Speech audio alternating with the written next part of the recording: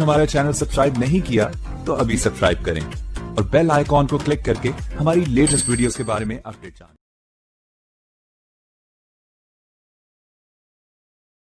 दरभंगा समाचार में आपका स्वागत है। आज दरभंगा के कुशेश्वर स्थान में हनुमान मंदिर के शिलान्यास में आदरणीय श्री राजेश रंजन उर्फ पप्पू यादव जी के साथ सभा में उपस्थित रहे वहां के प्रत्याशी विधायक मुरारी पासवान जी। उन्होंने कहा, पप्पू यादव जी ने स्टेज से एक बहुत ही अनमोल बात कही कि भगवान इस संसार में सभी जगह होते हैं, मानो तो वो देव है न तो पत्थर। इंसानियत से भरी या इंसानियत से बड़ी कुछ नहीं होती है इस संसार में। आप सभी लोग इंसान की सेवा करें, इंसानियत की सेवा करें, भगवान आप पर असीम कृपा बनाए रखेंगी। और भी उन्होंने इस स्टेज से इस धरती पे जन्मे महापुरुषों के बारे में बताया। रविन्द्रनाथ टैगोर ने किस तरह से इंसानियत की सेवा करने की बात कही और उन्होंने रामायण के भी कुछ श्लोकों का जो बताया कि किस तरीके से ये संसार एक कुटुंब है और उसमें किस तरीके से हमें सेवा करनी चाहिए। और भी बहुत बारी बातें कही। अपने तकरीबन 12 मिनट के इस वीडियो में उन्होंने जो बातें कही वो मानव सेवा से जुड़ी हुई बात की। आइए सुनते हैं पप्पू यादव जी ने किस तरह की ये बात कही। एक बात और हम बताना चाहेंगे कि भले वो हार गए हैं, कहीं उनकी सीट उन्हें नहीं मिला जन अधिकार पार्टी, लेकिन वो आज भी बिहार के काफी लोगों के दिलों को जीत करके राज करते हैं। पप्पू यादव जी, आइए सुनते हैं कुशेश्वर स्थान के हनुमान जी मंदिर के शिलान्यास में उन्होंने क्या कहा। बगल में हमारे साथी आए हैं जिनके हालात में सांप के बगले में सुलाते बाद में तुलसी कृत रामायण। राम एक कैरेक्टर, एक बड़ा व्यक्तित्व, चरित्र, मानस मतलब पटल। वाल्मीकि की बड़ी रचना थी। हम लोग वाल्मीकि को सम्मान तो कर नहीं पाए। बाद में तुलसी कृत रामायण और समाज में एक जीवन का क्या दर्शन होना चाहिए, बड़ी गंभीरता के साथ एक बेहतर इंसान की कल्पना। वसुधैव कुटुंबकम, सर्वधर्म संभाव, सार्वभौमिकता, संगच्छध्वम संबद्धध्वम संभो वनांसि जानता देवा भाग्यम यथा पूर्वे संध्या न उपासते समानी वया कुपीत समाना हृदय निवास समानो मस्तो नवा यथा वह सुशासति। एक ऐसा भाव, एक ऐसा प्रकाश लाता ईश्वर के है क्या, तो जो माध्यम बने वही है सत्य। ये आप, मैं सिर्फ इतना ही कहने के लिए आपके बीच हम आए चुकी। जब आप उसके चरित्र को अपने जीवन में लीजिएगा तब तो समर्पित होइए। जब उसके कैरेक्टर को लीजिएगा ही नहीं तो उसकी पूजा करके क्या, तो उसके कैरेक्टर को अपनाइए। इस परिवार और इस गांव के लोगों को मैं बधाई देता हूं, खासतौर पर अभिनंदन जी को कि आपने इस पंचायत में एक भाव, संगीत, साधना, हरे राम हरे कृष्णा, ये भजन जो है ना, ये ध्वनि है। ये ध्वनि आपके जीवन को विस्तारित करता है। जब भी आप कोई संगीत में, गीत में आप जाते हैं तो आपका आंख बंद हो जाता है। भजन भगवान को खुश करने के लिए नहीं, भगवान को कोई खुश कर सकता है।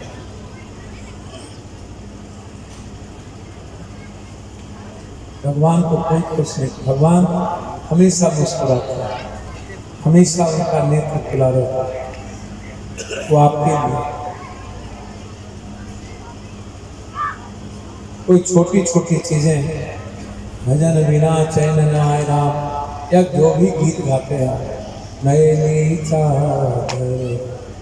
तो कैसे द्वार तुम्हारे, अब गाते हैं तो इसका मतलब ये नहीं है कि आप उसके लिए आप अपने जो आपका कॉस्मिक एनर्जी है आपके भीतर, आप वो भाई मैं क्यों ऑलवेज प्रभु तो आपको भगवान के पास जाने की जरूरत नहीं पड़ेगी, कृष्ण मीरा के पास आता। सुदामा के लिए दौरे आ गए थे कृष्ण। हुआ रुक्मणी को बहुत ही अचंभा, ये मेहमान कैसा अजीबा। अब आप सुदामा इतना खो गए, आप क्यों नहीं खोते? मीरा की तरह क्यों नहीं खोते? आप किसी में खोइए ना। आपको न अपने बीवी में खोते हैं, न अपने माँ में खोते हैं, न अपने बच्चों में। पता नहीं कहाँ खोए हुए आप लोग को पता ही नहीं चलता, और उसी ज्यादा पसंद हो जाता है आपको। इसीलिए कहीं खोइए, आप लोग एक जगह ही खोइए। हर चीजों का भाव अपना अपना है, अलग अलग है।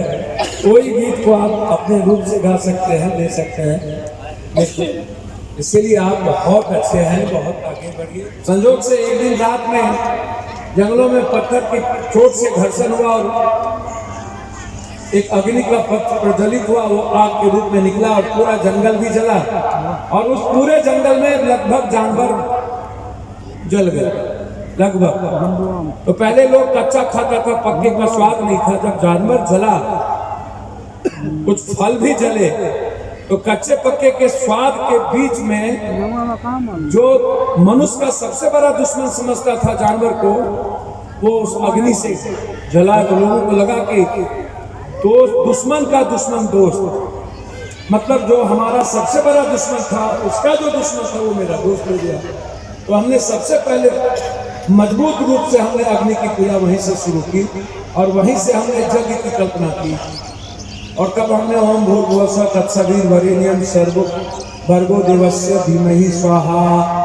स्वाहा का मतलब था कि एक ऐसी चीजें जो मनुष्य को पता नहीं था, गगन के बारे में, क्षितिज के बारे में, वायु के बारे में, धरती के बारे में, ये विराट किसी कॉस्मिक पावर, एक ऐसा पावर जिसको हम सब नहीं जानते हैं, नहीं देखे हैं, एक अदृश्य ताकत, एक सुप्रीम।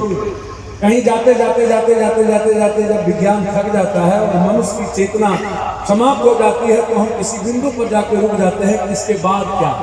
तब मेरे मन में आता है कि इसके बाद तो जब कुछ नहीं है तो होगा पावर, तो उसी पावर को हम लोगों ने ईश्वर, और उसी ईश्वर के रूप में हम सब समर्पित हो गए। इसलिए मैंने कहा कि मानो तो आस्था की बात।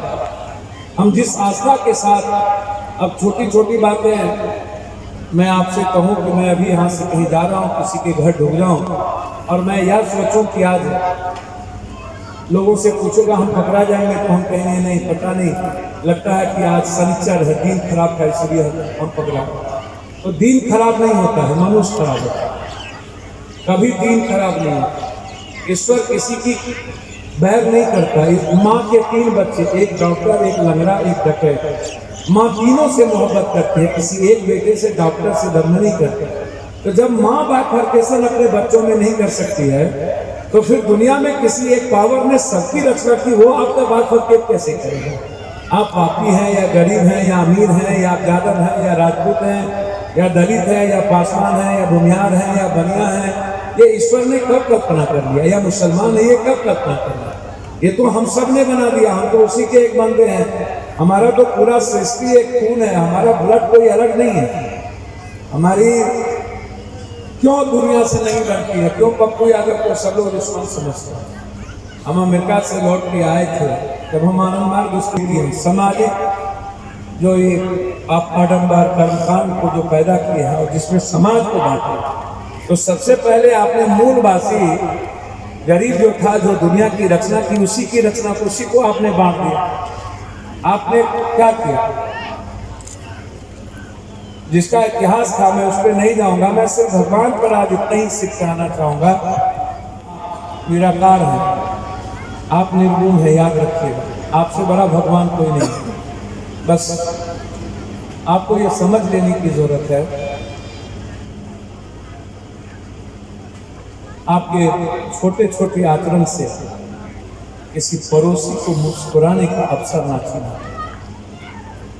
आपका हर आचरण, हर चरित्र, हर चिंतन, हर विचार आपके घर को भी बनाएगा, आपके पड़ोस को भी बनाएगा, आपके समाज को भी बनाएगा और आपको भी। ईश्वर की कल्पना इससे बड़ी नहीं हो सकती। आप इष्ट हैं, आपसे बड़ा देवर तो कुछ हो ही नहीं सकता।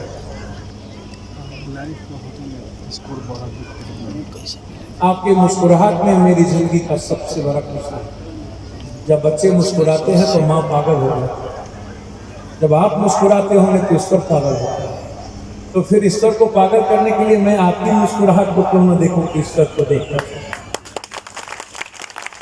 जब ईश्वर का भोजन ही आप हैं और ईश्वर आपसे ही जीता है, तो मैं आपके लिए क्यों न जी। ईश्वर की जिंदगी आप है, मेरी जिंदगी आप अंदर, इतना ही तो है। बहुत साधारण सी चीज तो है। ईश्वर को खुश करने के लिए पूजा की जरूरत नहीं है। माँ 9 महीना कोख में बच्चों को रखती है, बच्चे कभी माँ पागल रहती है अपने बच्चों के लिए, उसको खुश करने की जरूरत नहीं है। कहीं अच्छा धूप, अगरबत्ती और मेवा, खस्सी, मुर्गा, भैंस, दूध काटने की जरूरत नहीं। बस आप जो उनको देते हैं उनके बच्चों को देने लगे, जो दूध वहां देते हैं उनके गरीब बच्चों को देने लगे। किस भाव में जाइए। इसीलिए